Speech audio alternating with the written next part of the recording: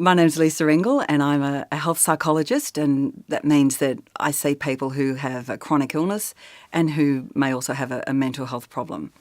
So I have a private practice at Cabrini Medical Centre in Melbourne and also at Baker IDI Diabetes Service.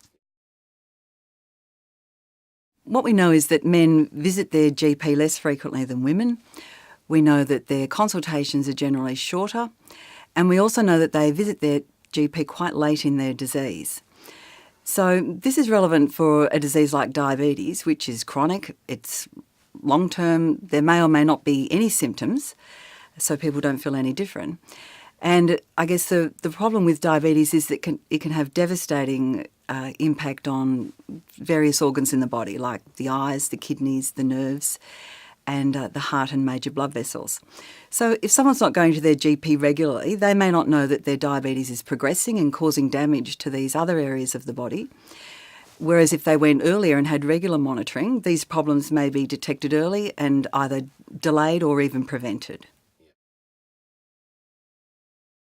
Anybody's at risk of diabetes, but I guess it most occurs predominantly in people who are over 45, particularly people who are sedentary, overweight, and whose parents may have had diabetes.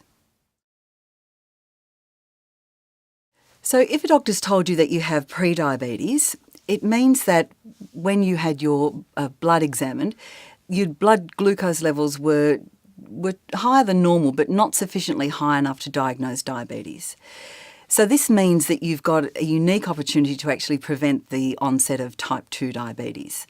And there's been very good evidence around the world in huge population studies that people who get on board with their exercise and diet can actually return their blood sugar levels to normal levels. So even though you won't have any symptoms, you won't feel any different with pre-diabetes, it is important that you make the necessary changes because we know a third of people who have pre-diabetes actually go on to develop type 2 diabetes, a third stay the same, and a third recover. So if you want to be in the third that recovers, then it's important to make lifestyle changes.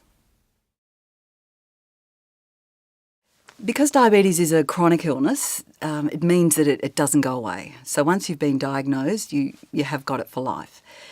And the very fact of that means that people can find it overwhelming and despairing. So I think it's important to realise that lots of people do live successfully with diabetes, but there are certainly things that you need to do diligently to manage it well. So these things include most of the time trying to eat healthy food.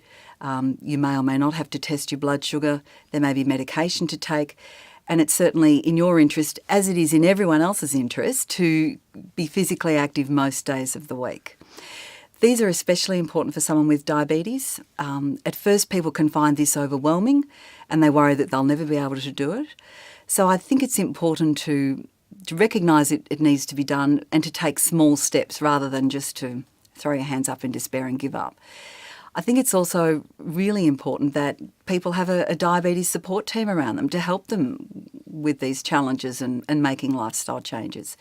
So at the very least, you would need your GP on board, a diabetes educator and a dietitian at the very least. And then there may be a need to see a podiatrist, possibly a psychologist. But I think support's essential, as it is for anyone trying to make change. So whilst a diagnosis of diabetes can be alarming, regular monitoring by your GP can help prevent the development of further problems. And a diagnosis of diabetes can be an opportunity to improve all aspects of your physical and mental functioning.